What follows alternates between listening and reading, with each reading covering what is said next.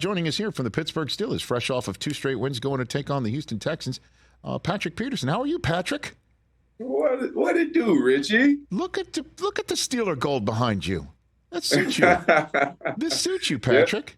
Yep. It's fitting on me just fine, baby. How's it been, the transition? How you enjoying it? How you like it? The transition's been awesome. It's been great. Loving the coaching staff, loving the room we have as far as the defensive back room. The culture here has always been the culture. Standard's always been the standard. And I'm just finally happy to be a part of it. What's your favorite Tomlin story? Give it to me so far. Favorite Tomlin story? What do you got? I probably have to go when he had an opportunity to go. I don't know if he inducted Rondé into the Hall of Fame. He put the jacket on him, Patrick. Okay, that's what it was. Yeah. But he told us a cool story about when he was a first-year defensive back coach down there at Tampa, and he was just talking about the room that he had with John Lynch and Rondé Barber and a couple other guys. The name goes, the list goes on. He always just talked about together we eat, and being here and just seeing the team from afar. He really thrives and believe and really feel feeds off that motto, and you can just tell the way he goes about his day-to-day life. So just to hear that cool story that he shared with us in Latrobe during training camp, I thought that was pretty cool for him to do that. Yeah, and again, you mentioned about knowing about this team from afar, having played where you played. Now that you're there, I'm sure you heard stories about Tomlin. If not, I've actually crossed paths with him, and just seeing him now as your coach, I'm wondering, everything lines up with what you expected, pretty much. No doubt about it, and more.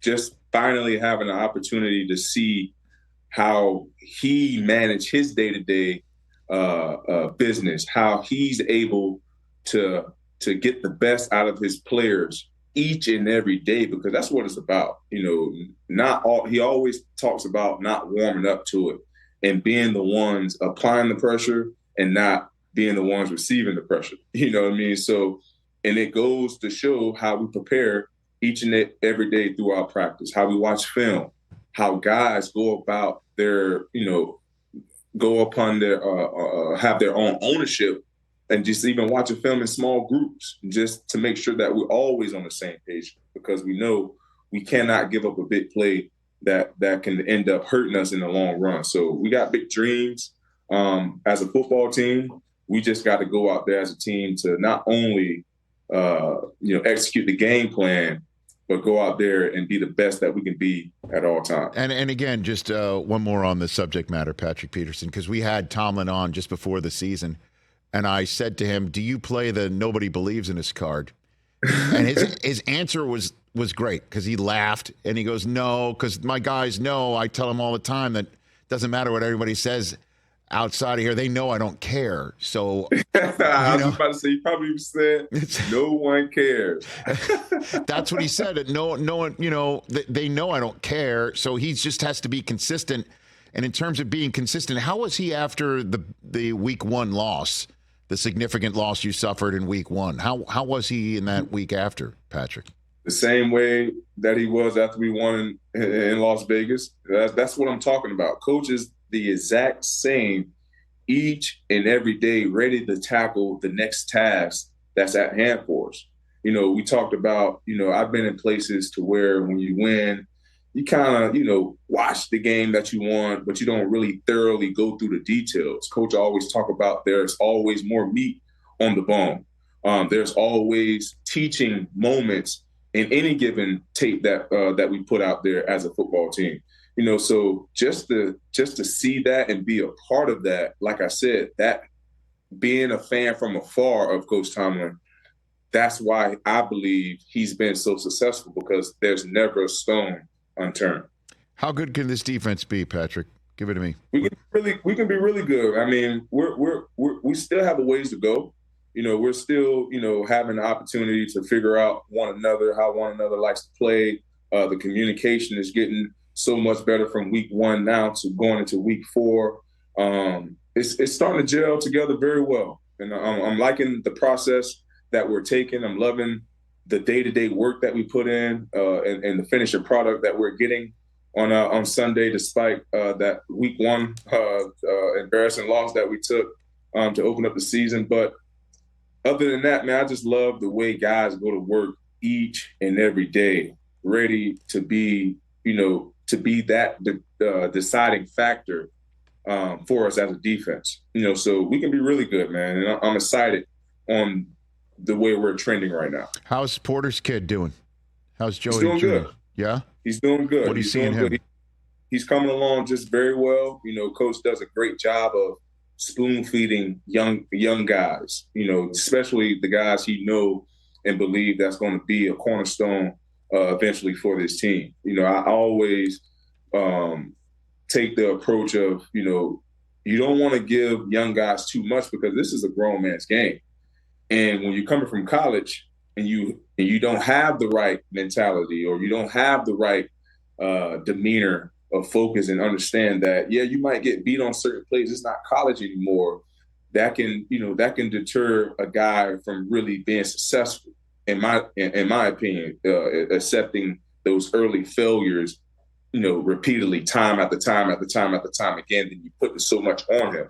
So I love the way that coach does a great job of really having them come along with the process, having them sit back and understand the process, looking at older guys, seeing how to study, how to practice, how to be a pro. And then when it's your turn to shine, go shine. It's interesting you use the phrase you use because I think it's possible Tomlin may have actually fed Joey Porter Jr. one point in his life with a spoon. He may have actually done that, Patrick.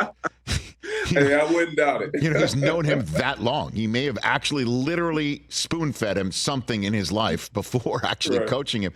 This is year 13 for you, Patrick. You're an OG right now. You're an OG. I am, Richie. I am, and it feels good. I don't feel like I'm in year 13, so that's a great thing, I guess. So, that is, but how do you like this role in your career? Like, it's not, in previous places, I think I can safely say a lot was on you.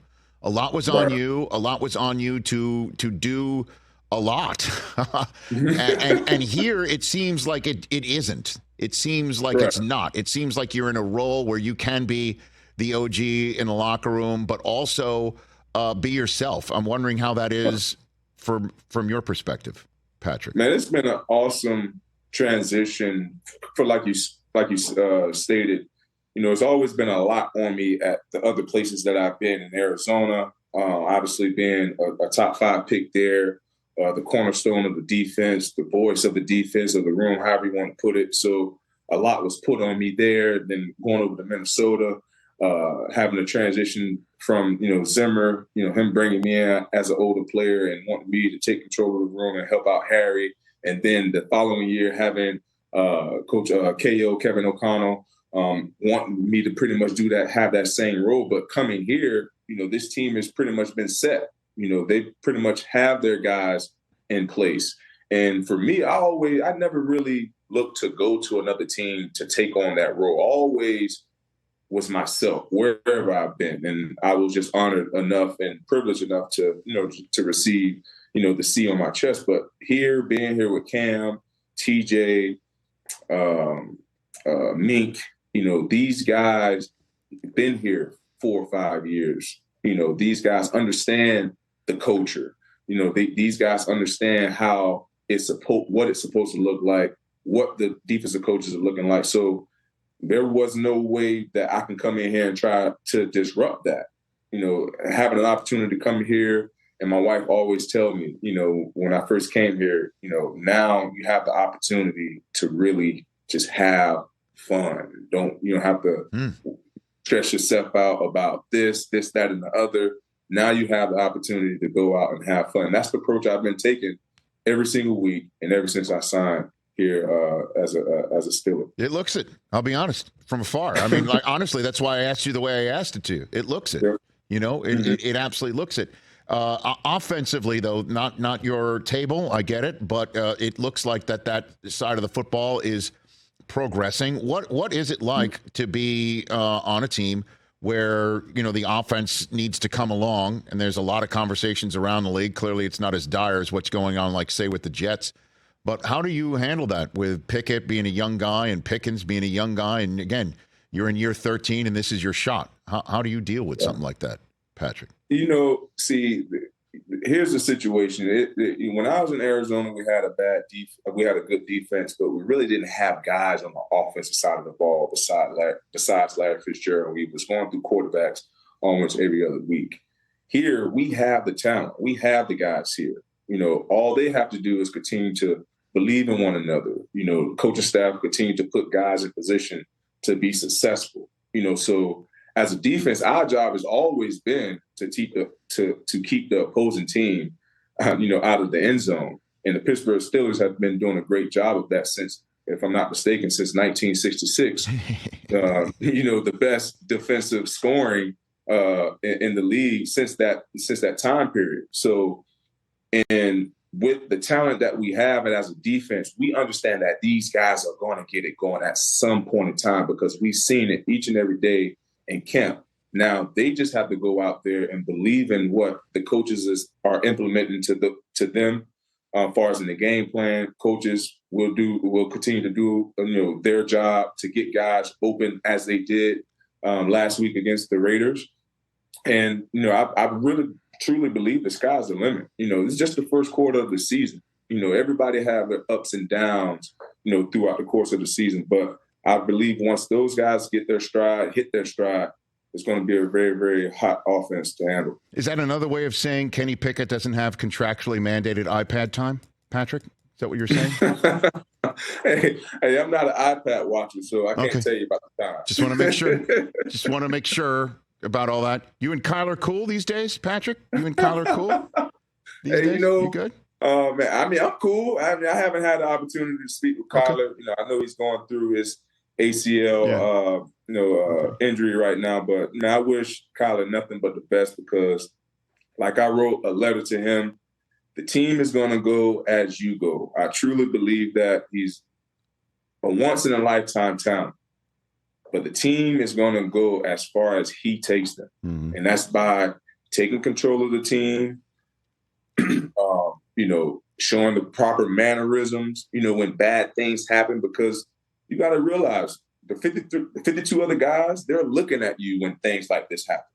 So you got to always have your chin up high and give your teammates that hope and that fire that they need to go out there and finish and win ball games. All right. Patrick Peterson, before I let you go, sir, what happened on that plane ride home from Vegas? What happened? Man, I have no idea, Richie. I was watching Rush Hour 2. And all the lights came on, said we about to have an emergency landing, and the rest was history. We was on the plane for about 5-6 hours, but we were very comfortable. I will say that we were very comfortable. We had some Dunkin' donuts. We had some breakfast pizzas. Mm-hmm. So we was fed good. Air conditioning was still working. I couldn't complain. We just got home at a little bit of later time because I definitely wanted to get home and take my girls to school. Okay. But that was out of the window. Yeah. But we made it home safe. That's all that matters. Yes. We made it home. So just to sum up, it's just you, Chris Tucker, Jackie Chan, and then all of a sudden lights go on and they just said we have to make an emergency landing. Is that what you're saying? That's exactly right. And the scene I was on is when he got on the boat and was telling the young lady that it was his boat. He was like, "Yeah, this is my boat." Yeah. And she was like, "What's the name of it?" And I forget the name he said. she was like, "You're lying. This is my friend boat." Next thing you know, ding. Everybody had to buckle up. We have to take an emergency landing. We don't know why, but let's buckle up. Okay, and so let's just be a total truth teller here, Patrick, because I know you are that. Who panicked the most? Who on your team panicked the most? Who had the biggest panic? What do you Man, you know what? Everybody was pretty calm. Was it okay? All right. Everyone was pretty calm because I think the flight attendants, they didn't show any panic. Okay. The captain didn't show any panic, which he better not ever show any panic. But everybody was cool. Right. Everybody was calm, cool, and collected. All right. But I started, honestly, when they told us it was a yellow landing, a yellow emergency landing or whatever the code was. Okay. I started looking it up. Yeah. So I'm like, okay. what does it mean? Yeah. And it was like, it can mean a numerous of things, flaps, landing gear. Okay. So then I started worrying to myself. I'm like, okay, landing gear and flaps, that got everything to do with stopping the plane. So I'm like, are they going to tell us to brace? Like, how are we going to, like, how is this all going to unfold? Yeah. So I'm thinking this all to myself, and the closer we get to the ground, nobody's saying nothing. So I'm still looking around like, what are we supposed to do? So apparently it wasn't the brakes or the flaps. Okay. And we touched down very safely, a smooth landing. Very good. And it just became, very cautious. I think they said the oil pressure dropped or something like that. So we had to get the plane on the ground. Okay. And now you're safe, and you've won 2 in a row. You're taking on a rookie QB who's lighting it up, by the way. So, yeah, he's playing the ball right now. Yeah. Did he look good to you on film, Patrick, CJ Stroud? He does. He does look. He looks very, very well trained as a young quarterback, because I think they do a great job of game planning. His progression reads. Yeah. As a young quarterback, from going from one side and having routes coming back into his vision as he comes back to his second and third progression. So, and he's putting the ball where it's supposed to go when it needs to. He's not making any mistakes with the football, which is always key as a young quarterback in this league. And you can just tell he's believing, the coaching staff is believing in their defense, not putting too much on his plate, meaning we're not going to put too much on your plate to go out there and screw it up, but we're going to put enough on your plate to where you can still be successful and possibly put points on the board. Look forward to the game. Boy, I miss talking. I miss talking with you. So let's do this more often. Always, Rich. Always love talking with you. Right back at you, Patrick Peterson. And your golf game's good, or just, what do you got? Where are you? I haven't golfed since I left home to get ready for camp. All right. So now year 13, Richie, man. As hard as I swing, man, I need my hips for the season. So nowadays, I don't play golf during the season no more. Okay, you're locked in. I like this. Locked in, baby. Okay. I'm trying to feel that confetti, man. That's my goal, man. I'm trying to feel that confetti one day, man. Okay. So, and only got so many more opportunities. Was there a rush hour 3 for your next flight, or is that it? Did they make a third? Or you got no? That? So they did make a 3. I did not watch 3. Okay. I ended up watching Tiger. I ended up watching the Tiger documentary. Okay. Got through 3 episodes of that. That was pretty fascinating. Okay. Very good. Well, fly safe. And so I caught up on some TV time. Okay. Very good. I love it. Patrick, thanks again. Really appreciate all this time. This is great to catch up with you. Let's do this again soon. You be well. Yes, sir. You bet. That's Patrick Peterson, the Pittsburgh Steelers. I love that guy. Catch the Rich Eisen Show every single day on the Roku channel, 12 to 3 Eastern, for free.